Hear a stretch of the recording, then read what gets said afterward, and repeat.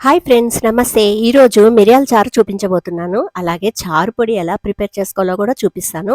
మెజర్మెంట్‌కి ఏదైనా బౌల్ గానీ, ఒక టీ గ్లాస్ గానీ తీసుకోండి.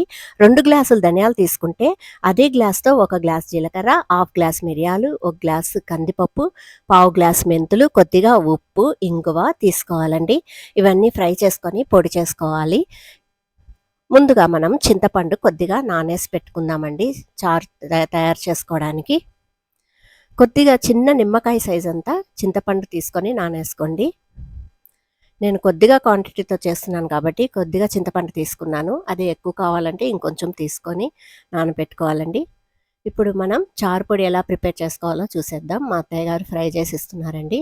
ముందుగా ధనియాలు ఫ్రై చేసుకోవాలండి. చారు పొడి గుమగుమలాడుతూ బాగుండాలంటే కరెక్ట్‌గా ఫ్రై అవ్వాలండి ఇంగ్రీడియెంట్స్ అంతా. అప్పుడే మనకి చారు పొడి చాలా బాగొస్తుంది. చారు పొడి బావుంటేనే మనకి చారు అనేది టేస్టీగా ఉంటుందండి. ఎప్పుడు హై ఫ్లేమ్‌తో కాకుండా మీడియం టు లో ఫ్లేమ్ అడ్జస్ట్ చేసుకుంటూ ఫ్రై చేసుకోవాలి. మిరియాల చారు చాలా టేస్టీగా ఉంటుందండి. ఆరోగ్యం కూడా. రోజు ఈ చారు తీసుకోవడం వల్ల మనకి జీర్ణశక్తి కూడా పెరుగుతుంది. శరీరంలో కఫమున్నా తగ్గిస్తుందండి. ఇప్పుడు మనం మెంతులు కూడా ఫ్రై చేసుకోవాలా. మెంతులు తొందరగా ఫ్రై అయిపోతాయి కాబట్టి కొంచెం చూసుకోవాలండి. లో ఫ్లేమ్ పెట్టి కొద్దిగా కలర్ వచ్చేదాకా చూసుకోవాలి. లేకపోతే మెంతులు వేగకపోతే చాలా చేదొచ్చేస్తుందండి. కరెక్ట్‌గా మెంతులు ఫ్రై అవ్వాలి. ఇలా కొద్దిగా కలర్ మారితే మనకి మెంతులు ఫ్రై అయిపోయినట్టే. ఇవి కూడా మనకి ఫ్రై అయిపోయినాక ప్లేట్‌లోకి తీసుకోవాలండి. అన్నీ ఒకేసారి మనం ఫ్రై చేసుకోలేము. ఒక్కొక్కటి విడివిడిగా ఫ్రై చేసుకుంటేనే మనకి కరెక్ట్‌గా ఫ్రై అయ్యి చారు పొడి అనేది చాలా టేస్టీగా ఉంటుంది. ఇప్పుడు మనం జీలకర్ర, వెంటనే మిరియాలు కూడా వేసేసుకోవచ్చండి. ఈ 2 కలిపి ఫ్రై చేసుకోవచ్చు. ఇవి అంతగా ఫ్రై అవ్వాల్సిన అవసరం లేదండి. జీలకర్ర కలర్ మారాల్సిన అవసరం లేదు. ఇవి కొంచెం ఫ్రై చేసుకొని ఇవి కూడా ప్లేట్‌లోకి తీసుకోవాలి. మా ఇంట్లో అయితే ఈ చారు రోజు చేయాల్సిందండి. చాలా చాలా బావుంటుంది. మీరు కూడా ట్రై చేయండి. చాలా టేస్టీగా కుదురుతుంది. మీకు తక్కువ క్వాంటిటీ కావాలంటే కొంచెం చిన్న బౌల్‌తో చేసుకోండి. చూడండి ఈ విధంగా ఫ్రై అయ్యాక వీటిని కూడా మనం ఒక ప్లేట్‌లోకి తీసేసుకోవాలి. ఇప్పుడు చివరగా ఉంది మనకి కందిపప్పు అండి. కందిపప్పుని కూడా ఫ్రై చేసేసుకుందాం. కందిపప్పు కూడా త్వరగా ఫ్రై అయిపోతుందండి. కొంచెం దోరగా ఫ్రై చేసుకొని తీసుకోవాలి దీన్ని కూడా. చారు అనేది చాలా చాలా టేస్టీగా ఉంటుందండి. నాన్ వెజ్‌లో కూడా చాలా బావుంటుంది. చూడండి ఈ విధంగా కొంచెం ఫ్రై అయ్యాక మనం దీన్ని కూడా ప్లేట్‌లోకి తీసేసుకోవాలి.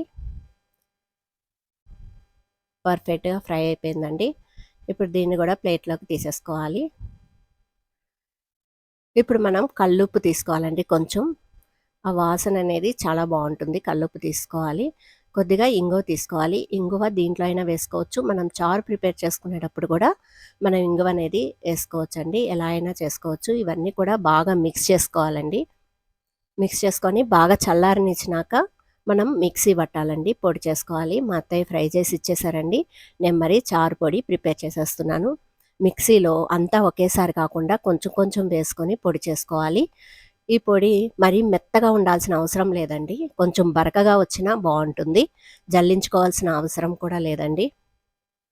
చూడండి 3 సార్లు నేను ఈ చారు పొడిని మిక్సీకి పట్టాను. 3 సార్లు వేసుకున్నాను కాబట్టి ఈ పొడినంతా బాగా కలుపుకోవాలండి.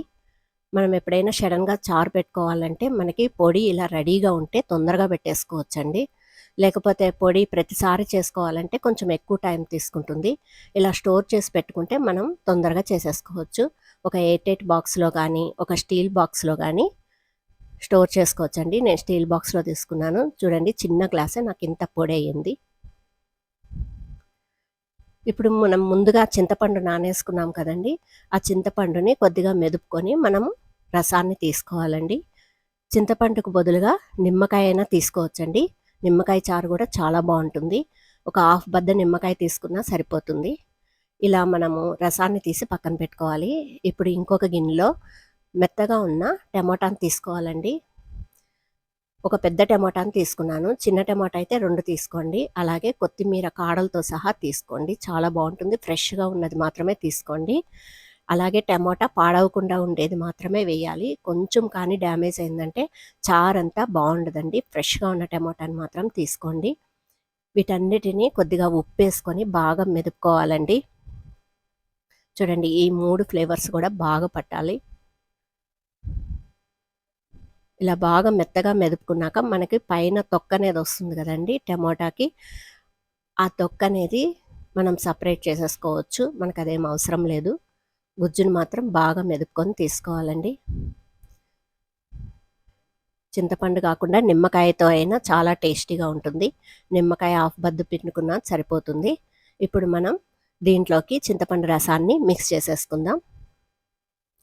కొంతమందికి చారు చిక్కగా ఉంటే ఇష్టమండి. కొంతమందికి పల్చగా ఉంటే ఇష్టము.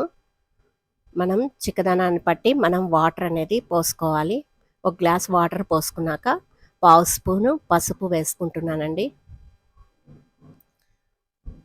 అలాగే చిక్కదనాన్ని బట్టి మనం చారు పొడిని కూడా వేసుకోవాలి. నేను 2 స్పూన్ల చారు పొడి వేసుకుంటున్నానండి.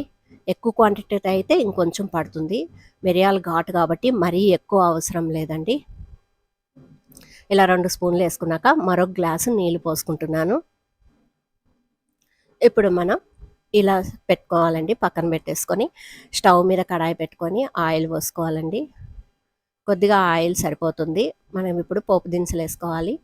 ఆవాలు వేసుకుంటే సరిపోతుందండి. జీలకర్ర అవసరం లేదు. మనం పొడిలో వేసుకున్నాం కాబట్టి. ఆవాలు కొద్దిగా వేగాక కచ్చా పచ్చాగా దంచుకున్న 2 వెల్లుల్లి రెబ్బల్ని వేసుకోవాలండి. పాకును కూడా దీంతో పాటు ఫ్రెష్గా ఉన్న కరివేపాకును కూడా కొద్దిగా తీసుకోవాలండి. ఎప్పుడు మనకి ఫ్రెష్ కరివేపాకు వేసుకుంటేనే రసానికి టేస్ట్ అనేది వస్తుంది. కాబట్టి ఫ్రెష్గా ఉన్న కరివేపాకు తీసుకోండి. అలాగే ఒక ఎండుమిర్చిని ఇలా సగానికి కట్ చేసి వేసుకోండి. ఎండుమిర్చి ఎక్కువగా పట్టదు. ఎందుకంటే మిరియాలు ఘాటు ఉంటుంది కాబట్టి తక్కువగానే పడుతుందండి. ఈ టైంలోనే మనము ఇంగువ పొడిలో వేసుకోకపోతే దీంట్లో వేసుకోవచ్చండి కొద్దిగా. ఇది కొద్దిగా ఫ్రై అయ్యాక మనం ముందుగా ప్రిపేర్ చేసుకున్న ఆ రసాన్ని అంతటిని దీంట్లోకి మిక్స్ చేసుకోవాలండి. ఇది కొంచెం ఫ్రై అయితే చాలు. చూడండి రసాన్ని అంతటిని దీంట్లోకి వేసేసుకుందాం. ఈ టైంలో ఉప్పు చూసుకోవచ్చండి. మీకు ఉప్పు తక్కువైతే కొంచెం ఉప్పు అనేది వేసుకోవచ్చు. ఇది బాగా చల్లగా ఉన్నప్పుడే మనం చేత్తో దీన్నంతటిని ఫ్లేవర్స్ని అంతటిని బాగా కలుపుకోవాలండి. ఎండుమిర్చి, కరివేపాకు, కొత్తిమీర ఇవన్నీ బాగా కలిసేటట్టు ఒక్కసారి చేత్తో మెదుపుకున్నామంటే టేస్ట్ అనేది చాలా బాగుంటుంది. చూడండి అన్ని ఇంగ్రీడియంట్స్ కలవాలి. ఈ రసం అనేది కొంచెం మరగకూడదండి. పొంగొచ్చేదాకా ఉంచి తీసేయాలి. లేకుంటే టేస్ట్ అనేది మారిపోతుందండి. చూడండి ఈ విధంగా పల్చగా ఉంటే సరిపోతుంది. కావాలంటే ఇంకొంచెం వాటర్ పోసుకోవచ్చండి సరిపోకపోతే. ఇలా మరుగుతున్న స్టేజ్లోనే మనం స్టవ్ ఆఫ్ చేసుకొని బౌల్లోకి తీసేసుకోవాలండి. ఎక్కువగా మరిగిందంటే మనకి టేస్ట్ అనేది వేరైపోతుంది. చూడండి వేడి వేడి రసం మిరియాల చారు ప్రిపేర్ అయిపోయింది. చాలా చాలా టేస్టీగా ఉంటుందండి. నాన్ వెజ్లో అయితే సూపర్గా ఉంటుంది. మీరు కూడా ట్రై చేయండి. బాగా కుదురుతుంది. ఎలా వచ్చిందో కామెంట్ చేయండి. అలాగే లైక్ చేయండి. నా ఛానల్ని సబ్స్క్రైబ్ చేసుకోండి. Thank you for watching.